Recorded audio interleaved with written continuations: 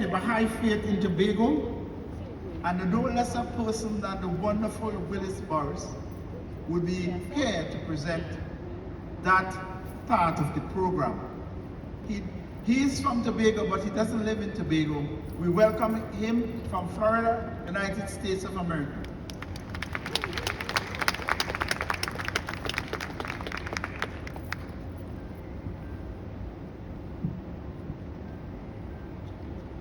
Distinguished leaders and representatives of religion, distinguished members of the Tobago House of Assembly, the President of the Interreligious Organization of Trinidad and Tobago, Dr. Ellis Burris, members of the performing arts community who are here today, including Mr. Balfour, other distinguished guests, fellow Tobagonians, Trinidadians, and visitors from the international community, including my wife, Patricia, and son, Joseph, who traveled with me from Florida to be part of this Tobago 55 Baha'i celebration. Ladies and gentlemen, youth and children, welcome, welcome, welcome. Today marks an unprecedented milestone along the path to spiritual unity for the peoples and religions of this blessed nation. Each one gathered here and those observing from afar must realize that we are now a part of history that will last for generations. For we are building a new community, fashioned through mutual respect, love, and cooperation. This is the day of the ingathering of the peoples, when the lion and the lamb will lie down in green pastures, when the divine virtues of love, justice, truthfulness, peace, and unity will have suffused the throne of human understanding. This is a day which will be remembered as a turning point in the collective unity, sisterhood, brotherhood, and fellowship of the peoples of our nation. As we celebrate the 55th anniversary of the arrival and planting of the Baha'i faith in Tobago, let us take a moment to pause and reflect on the circumstances fertilizing that divine tree on August 14th, 1969. As a predominantly Christian family in the village of Palatuvia, the members of the Burris family of Anderson and Augustina, my parents, were very familiar with the expectations of biblical scriptures concerning the return of Christ. To name a few. For as the lightning flashes from the east to the west, so also will the coming of the Son of Man be.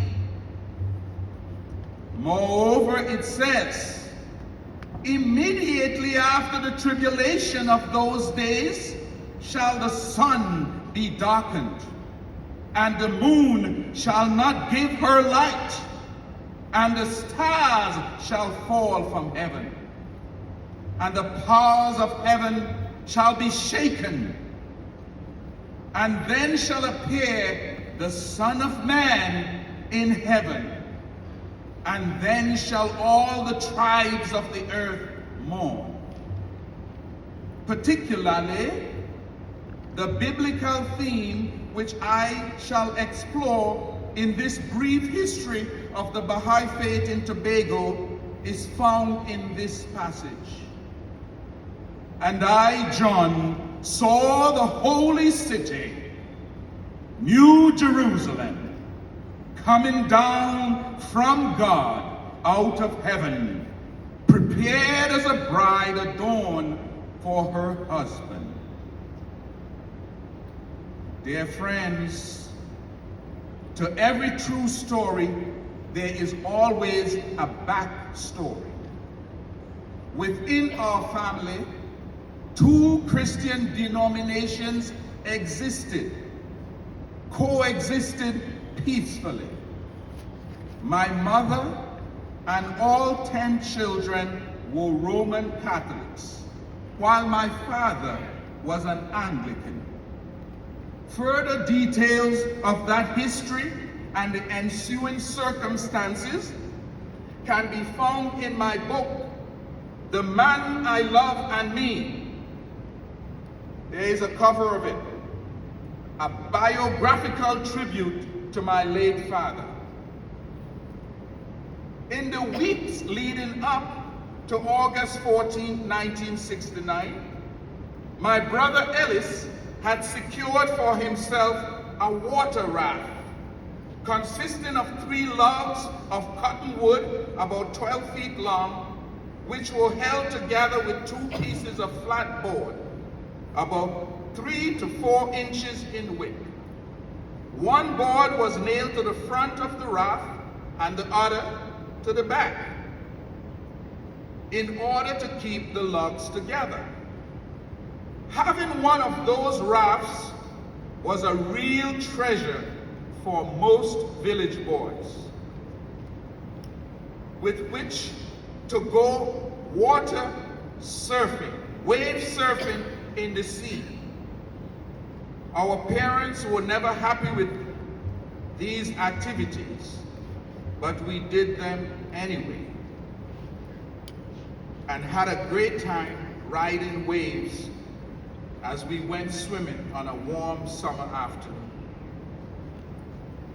A few days before August 14th, Willis got cut by one of these nails meant to keep the logs together, and so he had to go to the doctor the second Thursday of the month to receive a tetanus shot. When he went to the doctor, he was told that he needed an adult to accompany him. He returned home about a mile walk up Bamboo Hill, and Mom told my sister Sheila to take him back to the doctor as she was busy preparing lunch. I was also sent by Mom to purchase some necessities from the village store. After Sheila had completed her assignment of taking Willis to the doctor, she noticed that 2 strange men, one white and one black, were drinking coconut water offered by the hospitality of the village men across from the then post office. She was also given a coconut water to drink and began conversing with the strange men. The white man was Peter McLaren, an American Baha'i pioneer, then living in Venezuela, and the black man was Anton Moore, a Tobago Baha'i from Charlottesville who had become a Baha'i in Trinidad. These 2 men were what is called, or what are called, Baha'i travel teachers, and they were on a travel teaching trip, as Peter was a university professor and Anton was a school teacher. Sheila recounts that one of the first questions that Peter, the white man, asked her after they had introduced themselves was, "How many races of people are there?" She thought for a while, then started listing white, black, etc. Then Peter said, "There is only one race, the human race." This answer startled her, He then shared that a new prophet with new teachings had appeared in the world to unite all mankind in one common faith, and that his name was Baha'u'llah, which meant the glory of God.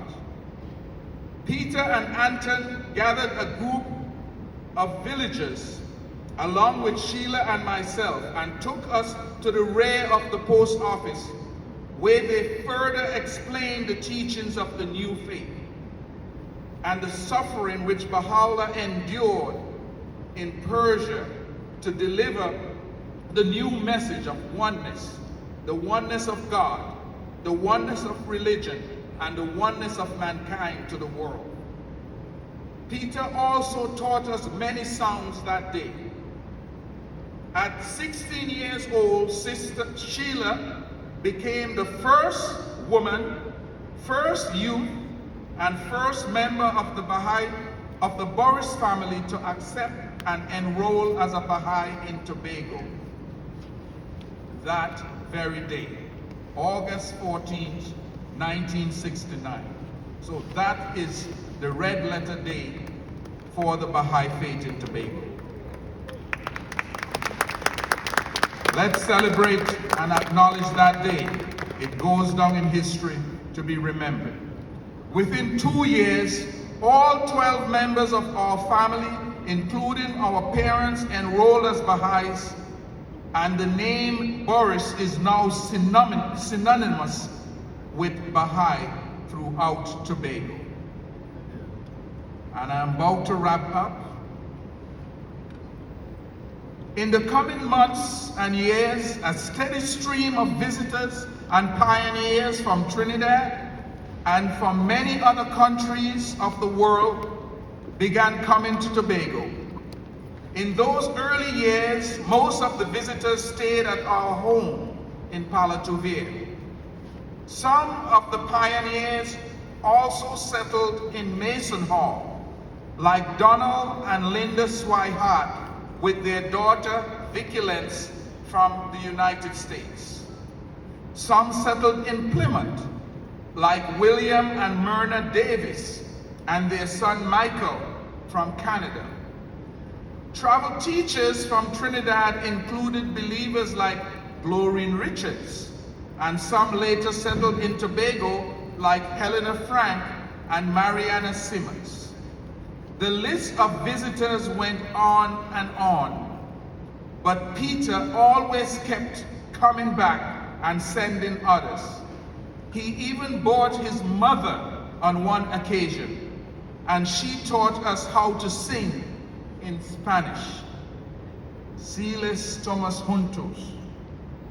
That was a nice song. Do you remember that song?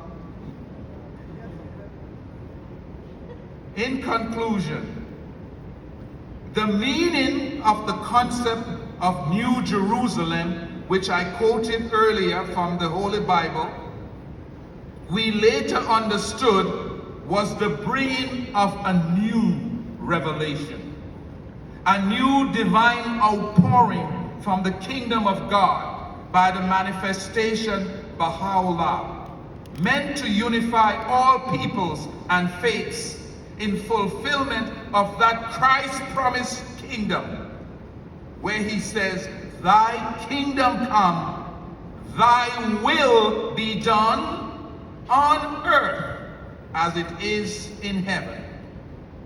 And so, as new believers, we started drinking from the fountain of this new Jerusalem, in words such as these from the pen of Baha'u'llah.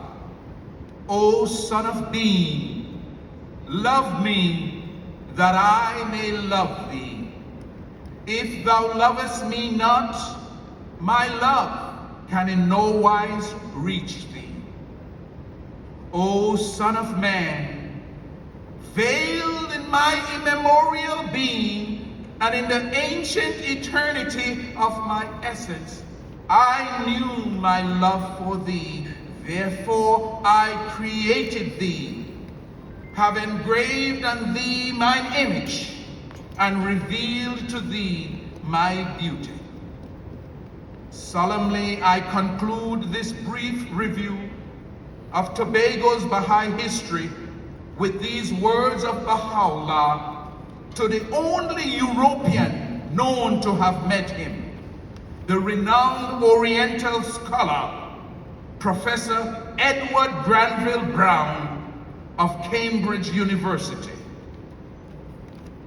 And this is what he recorded Baha'u'llah has saying to him. These are the words of Baha'u'llah, the prophet of God, for this day. We desire but the good of the world and the happiness of the nations. Yet they deem us a stirrer up of strife and sedition, worthy of bondage and banishment. That all nations should become one in faith, and all men as brothers, that the bonds of affection and unity between the sons of men should be strengthened, that diversity of religion should cease, and differences of race be annulled. What harm is there in this? Yet so shall it be. These fruitless strifes, these ruinous wars shall pass away, and the most great peace shall come. Thank you, ladies and gentlemen.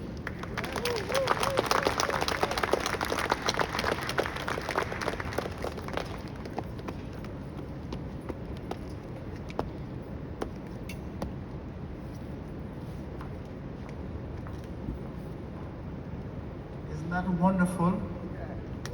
Can you give him another round of applause? And now coming to do musical interlude for us is Sabalfu on the steel pan, our national instrument. And I just